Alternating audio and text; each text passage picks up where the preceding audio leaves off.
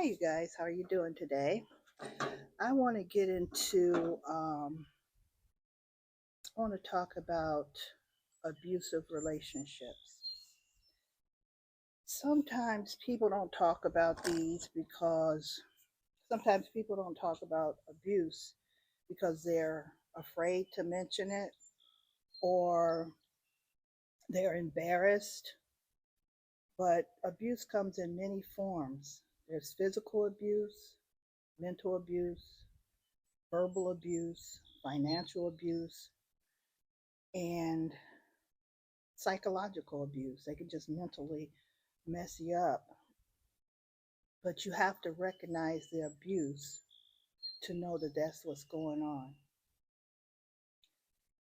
And talking about something like that is not always easy because there's a stigma with it, as if you're a weak person if you are in abusive relationship. There's a stigma that you're not intelligent because you're in a abusive relationship. But I'm here to tell you,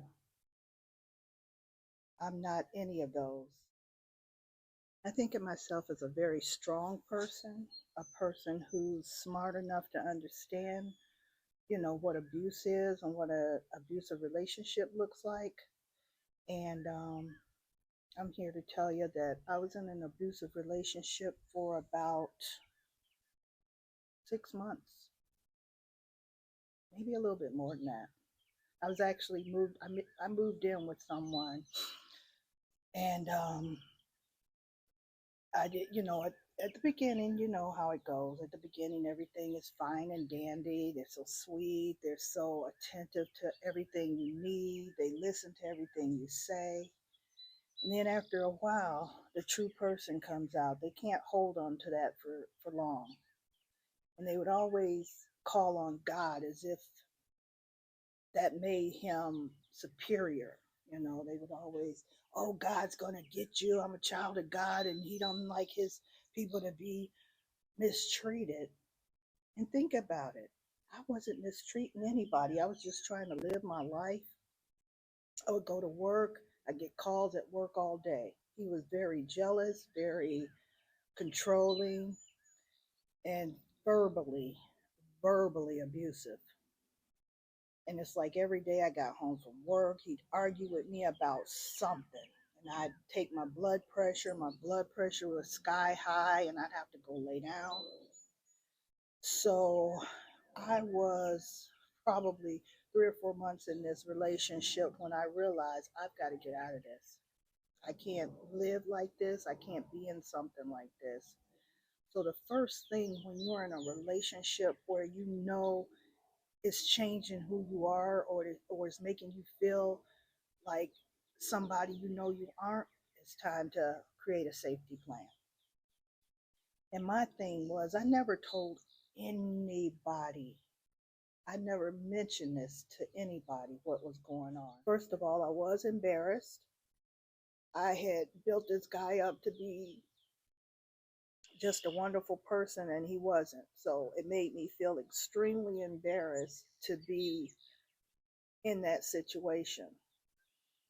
So I remember going to look for an apartment. I said, I got to get out of here. So I went and looked for an apartment. And as soon as I got in there and I was telling the lady, I said, I'm in an abusive relationship and I need to get out of this, he called me.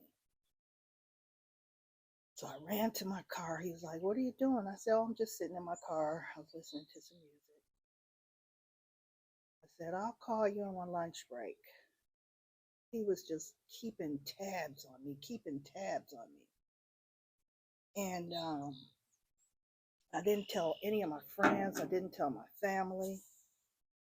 And it was ridiculous. We'd go shopping. He'd push me and pull me through the store, telling me not to look over there, don't look over there. It was just, it was terrible. It was a terrible relationship to be in. And, that messed me up a lot as far as my mental thought, because, of course, I'm thinking, what is wrong with me? What is wrong with me? Why am I in this situation? And I have friends who are much older than me who are actually or have been in that type of relationship where they can't stand their husband and they don't know how to get out of it. The first thing you got to do, you got to tell somebody. You got to talk about it. And that girl that I was talking to at the apartment complex I went to, I was telling her about the abusive, and she said, "Yeah, I was in one of those. I had to leave too." And so it's like it made me think, okay, so I'm not alone in this, but I still didn't tell anybody. I kind of started telling little bits and pieces here and there and saying, I need to get my own place. I got to move. And so I found a place and I went, I put my deposit down and everything on it. And I was supposed to move in 3 days after Christmas. So I was still in his house at Christmas Day. But I had tried to pack a few things. I had got 2 bags of stuff packed, and I had a lot of stuff at this man's house.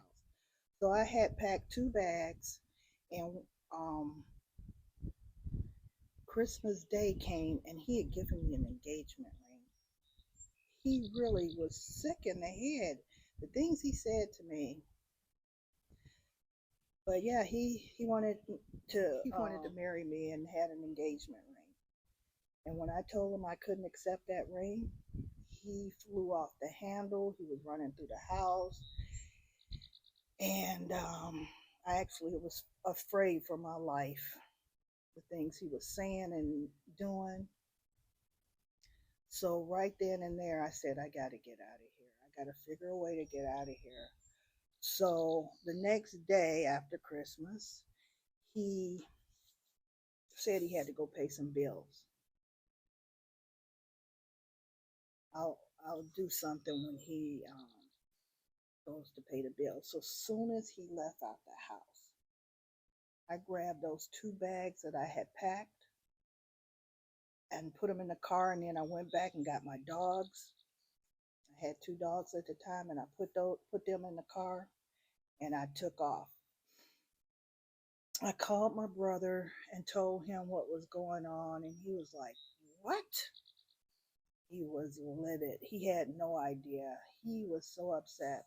And I told him, I said, I need a place to stay. He said, just head on over to my house and you can stay there. So I got there and he came back home. He was somewhere. And he came back home to open the door for me. And I said, well, you go on and do what you're doing and we'll talk about it later. So later on, I told him about it, and he was like, "Well, what about your stuff?" I said, "It's still there." He said, "Okay, get a police escort to get your stuff out of there." He said, "Because I'll be helping you, and if we don't have a police escort, it's not going to be good for him." So we went over there with a police escort and got my stuff out. I didn't realize I had taken so much stuff to that man's house, and the truck I got wasn't big enough for everything. So we left a few things there, and I told him I'd be back the next weekend to get the rest of the stuff. So then he tried to put me down to a friend of mine. We had a mutual friend, and he called her and told her things about me that weren't true. And she called me and told me, what the heck is going on? And I told her, she's like, oh my gosh. She said, I'm wondering what the heck he calling me for. She said, to talk about you. I told her, that's not the Charlene I know. And I said, yeah, he was just bashing me and saying bad things about me and stuff. And so when I went back to get the rest of my stuff, there were things missing. I had a big portrait of myself that my brother had drawn in high school that I had framed and everything. He took that, and I'm pretty sure he burned it, thinking, I'm going to put a curse on her or something. I don't know. And my son, he had stuff there, and he took some of my son's stuff.